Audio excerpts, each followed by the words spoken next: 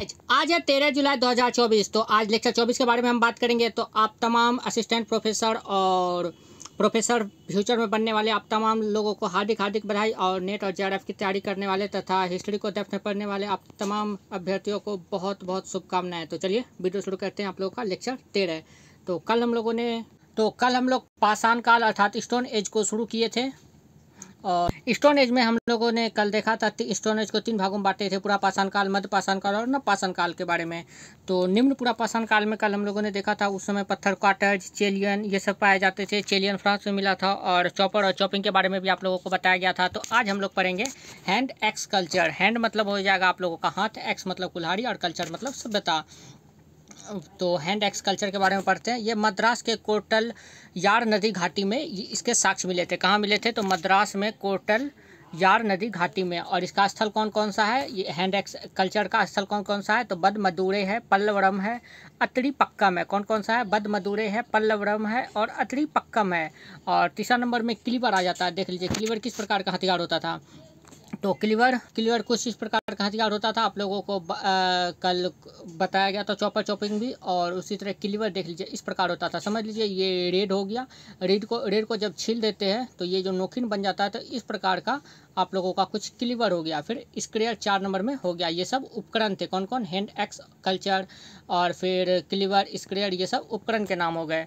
और ये उपकरण कहाँ से मिले हैं? तो हैंड एक्स कल्चर मिला मद्रास के कोटल नदी घाटी में। और कौन कौन सा स्थल पर? जैसे कि बदमदुरै, पल्लवरम और अत्रिपक्कम में मिला है। पल्लवरम से सर्वप्रथम 1863 में रॉबर्ट ब्रूस फ्रूट को पाषाण युग का उपकरण मिला था।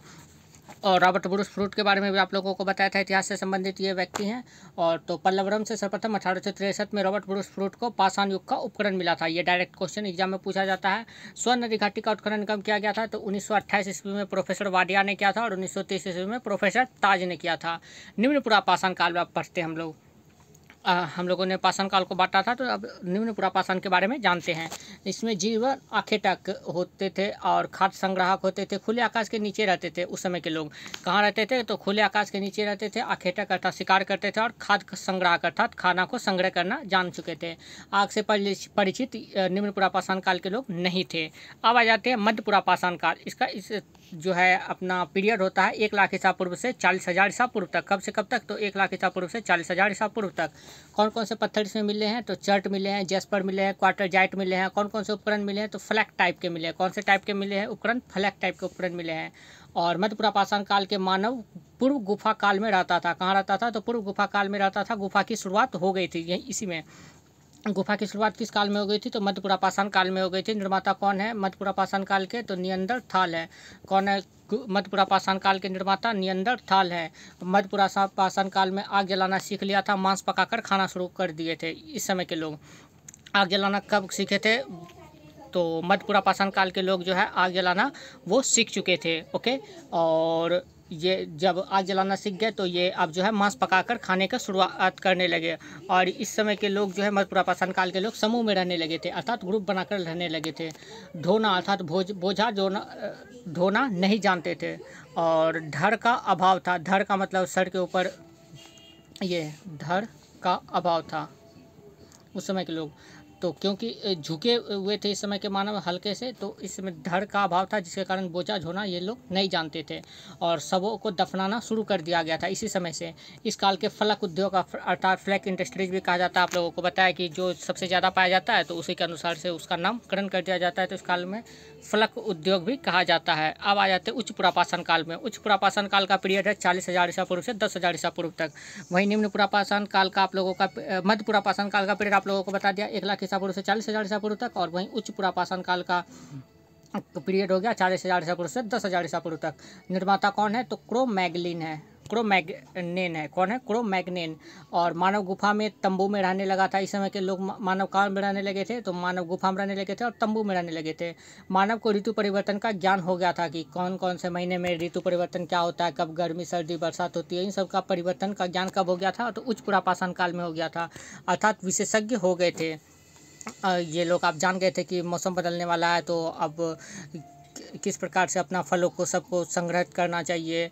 फिर मौसम परिवर्तन होने वाला है तो अपने लिए तंबू बनाना चाहिए, गुफा को अच्छी बढ़िया से रखना चाहिए। तो इस सब के बारे में सारी जानकारी हो गई थी, तो विशेषज्ञ कहलाने लगे। गुफाओं में चित्रकारिता शुरू इसी समय से हो गई थी। उच्च पुरापाषाण काल से ही गुफा को चित्र मिल गए थे। जैसे कि आप लोग भीमबेटका में मध्य प्रदेश में जो है वहाँ पर चित्र देखे होंगे, और नीले रंग से वो करते थे चित्रकारी। जैसे कि भीमबेटका की गुफा से चित्रकारी का साक्ष्य सर्वप्रथम मिला है। और गुफा में चित्रकारिता की खोज किसने की थी? तो इसकी खोज की थी वाकन कई ने। किसने की थी? वाकन कई ने इसको खोजा था और यूनेस्को में इसे शामिल कर दिया गया है। किसे यूनेस्को में शामिल कर दिया गया? तो भीमबेटका की गुफा जो एमपी में है, इसे यूनेस्को में शामिल कर दिया गया है। और सर्वप्रथम गुफाओं की चित्रकारिता शुरू की गई थी, नीले रंग से की गई थी। इसकी खोज किसने की थी? तो वाकन कई ने इसको खोजा था। ये वाकन कई जो है ये व्यक्ति का नाम है, इतिहासकार है। इसी ने खोज की थी गुफाओं में चित्रकारिता की। अब नेक्स्ट देख लेते हैं। नेक्स्ट पेज है आप लोगों का उच्च पुरापाषाण काल। क्या है? उच्च पुरापाषाण काल। इसमें जो है मूर्ति भी मिली थी। उच्च पुरापाषाण काल में क्या मिली थी? तो मूर्ति भी मिली थी, स्त्री की नग्न मूर्ति मिली थी और अस्थियों की मूर्ति अर्थात मातृ देवी की मूर्ति भी मिली थी। तो उच्च पुरापाषाण काल में क्या क्या मिला? मूर्ति मिली थी, स्त्री की नग्न मूर्ति मिली, अस्थियों की मूर्ति और मातृ देवी की मूर्ति भी मिली। और इसमें उपकरण कौन कौन से? इसमें उपकरण थे ब्लेड। कौन से थे? ब्लेड। स्थल कौन कौन सा है? भीमबेटका की गुफा है जो कि एमपी में पड़ता है, लोधा नाला है बेलन घाटी में पड़ता है, सिंह भूमि है बिहार और झारखंड में पड़ता है, जोगदहा है जो कि मध्य प्रदेश में पड़ता है, फिर बबूरी सतना है जो कि मध्य प्रदेश में पड़ता है। तो ये सब स्थल है उच्च पुरापाषाण काल के। अब नेक्स्ट आ जाते हैं हम लोग मध्य पाषाण काल में, अर्थात मेसोलिथिक एज में। मध्य पाषाण काल के फाउंडर अर्थात जनक आप लोगों को शुरू में बता दिया था, हाइडर वेस्ट्रॉफ है। कौन है? हाइडर वेस्ट्रॉफ। ये सब जो भी आप लोगों को बताया जा रहा है इसे आप लोग same to same ditto note खुद से बनाते रहे तो आप लोग को बहुत ही फ़ायदा करेगा। और एग्जाम तक में एक अच्छे नोट्स आपके पास रहेंगे और आप लोग एग्जाम में बहुत ही अच्छा स्कोर कर पाएंगे। भारत में मध्य पाषाण काल के जनक कौन है? तो कार्लाइल है। कौन है? कार्लाइल है भारत में मध्य पाषाण काल के जनक। और विश्व में कौन है? तो हाइडर वेस्ट्रॉफ है। अब भारत में मध्य पाषाण काल के जनक कार्लाइल को क्यों कहा जाता है? क्योंकि इन्होंने विंध्य पर्वत क्षेत्र में मध्य पाषाण काल के पत्थर और उपकरण की खोज की थी। अब जो सबसे पहले मध्य पाषाण काल का उपकरण और पत्थर खोजेगा उसी को इन्हें फाउंडर कहा जाएगा। तो भारत में इन्होंने विंध्य पर्वत क्षेत्र में इसकी खोज की थी, इसलिए इसे फाउंडर कहा जाता है। किसको? तो कार्लाइल को। इस काल के पत्थर के औजार उपकरण प्रेशर तकनीक से बनाए गए थे, अर्थात दबाव के द्वारा इस काल के पत्थर औजार उपकरण बनाए गए थे। और उच्च पुरापाषाण काल में ही मध्य पाषाण काल में ही आधुनिक भारतीय प्रायद्वीप अर्थात यूरोप का निर्माण हुआ था। आधुनिक भारतीय प्रायद्वीप यूरोप का निर्माण किस काल में हुआ था? तो मध्य पाषाण काल में हुआ था। इसी समय ब्रिटेन यूरोप से अलग हुआ। पहले ब्रिटेन यूरोप का हिस्सा था, तो इसी समय ब्रिटेन यूरोप से अलग हो गया। इसी समय पृथ्वी घास पौधों से भर गए थे। इसी समय छोटे छोटे जीव आए और बड़े जीव विलुप्त होने लगे थे। छोटे जीव अर्थात गाय बकरी मुर्गी मनुष्य ये सब इसी काल में आए थे, मध्य पाषाण काल में ही। इसी समय छोटे छोटे जीव आए और बड़े जीव विलुप्त होने लगे थे, गाय बकरी मुर्गी ये सब। फिर छोटे जीव में कौन कौन हो गया? छोटे जीव के शिकार के लिए बड़े समूहों की आवश्यकता नहीं रही और परिवार की संकल्पना आई। पहले समूह बना के लोग रहते थे, अब छोटे जीव आने लगे जैसे कि गाय बकरी मुर्गी, तो अब शिकार के लिए समूह की पहले लोग समूह अर्थात झुंड बना कर रहते थे, अब समूह में नहीं रहने लगे। अब उनका परिवार होने लगा था, जैसे कि पति पत्नी फिर उसके बच्चे, तो इस तरह करके लोग परिवार में रहने लगे थे। परिवार की संकल्पना शुरू हो गई थी। कब? तो मध्य पाषाण काल से। और इसी समय मानव का प्रथम मित्र बना कुत्ता। तो मानव का प्रथम मित्र कुत्ता को अर्थात कुत्ता को पालतू कब बनाया गया? तो मध्य पाषाण काल में ही बनाया गया था। और मध्य पाषाण काल के मानव ने ही सर्वप्रथम रेखांकन किया। यही रेखांकन बाद में लिपि बन गई थी, अर्थात कुछ से कुछ लिखना शुरू कर दिया था, ऐसे ऐसे कि आज से ये ऐसे ऐसे होगा तो इसका मतलब पढ़िए। तो इस तरह की लिपि लिखना शुरू कर दिए थे वो लोग। तो उस समय के मानव ने ही रेखांकन किया था और बाद में वह लिपि बन गई थी। अर्थात लिपि के प्रारंभ कब हुआ था? तो मध्य पाषाण काल में हुआ था। और मध्य पाषाण काल में ही बारिश और बर्फ कम हो गया था। पहले बहुत होता था लेकिन धीरे धीरे ये कम हो गया था, जिससे अब मानव घास फूस के बनाए हुए घरों में रहने लगा था।